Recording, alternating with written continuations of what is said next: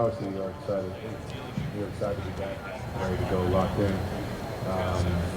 Kind of at a point now where it's time to go get it. I think for us, not really worried about where we're seated, we're excited. We got to go out there and handle business. It doesn't matter if we're number one, number eight. Then there's eight. We got to handle our business. So I'm excited. He's excited. For me, I think just being able to take my game to another level all that. Whether that's scoring, passing, rebounding, playing defense, being in better shape, all the different things that come with that. I think there's a mental push. I think physically guys we understand. I think there's a want to, which is what makes what I'm about to say easier. You can't really have a mental push if you don't want to be there, you want to grow. So that's first and foremost. I think just being mentally understanding, like, all right, there's physically you can do it, but mentally it's going to continue to push through that. Like you run into the same wall 3 times in a row, so to speak, and mentally you can stop and quit. So are we? And I'm saying are we, but I know the answer. But are we willing to every day continue to hit your head like the wall, keep pounding, keep going? As we continue to make this push. And I think we are, I believe we are.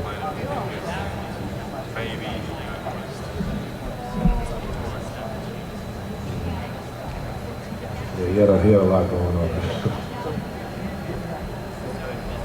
Man, 26 is looking pretty good so far. I have a lot of memories with 17. From here for the group, I think it's huge. I think you will see it as the season progresses. I think it's very unfortunate that VG and Max are out, but I think that will put to the test right away what you're speaking on. I think you're going to see a lot of guys that maybe the world may not know right now.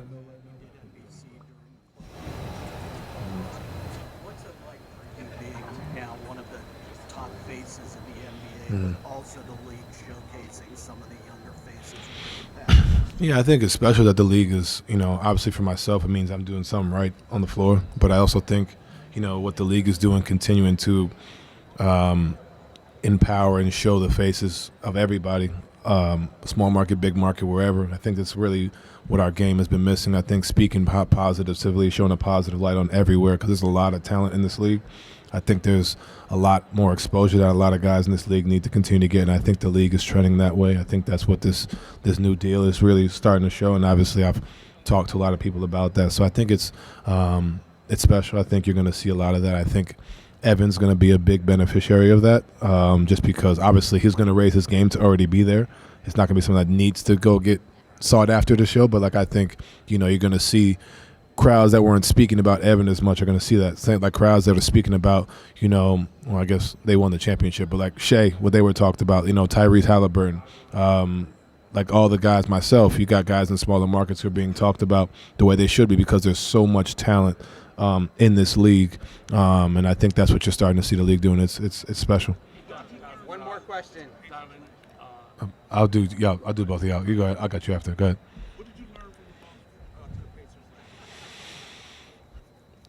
How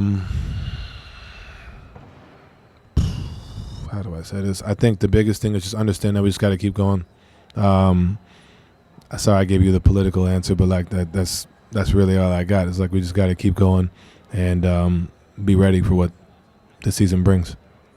So Lonzo Ball has a reputation of being a good defender. Mm-hmm. My question is, what goes into that mindset in a league where everybody wants to shoot the ball? Okay, I think are you talking about why he would want to shoot the ball? Like, no, why he seems to be defensive first. Oh, I see what you're saying.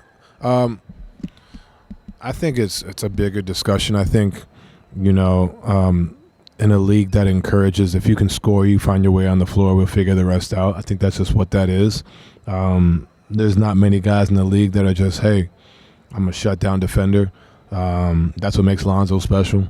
I think that's what makes Evan special. I mean, obviously he can do both, but not to say Lonzo can't, but Evan's, obviously 7 feet and doing that is different. But I think it's just something that it's a mindset, and I respect the hell out of Lonzo for having that mindset while also being a competitor that he is on the offensive end. So I'm glad he's on our side.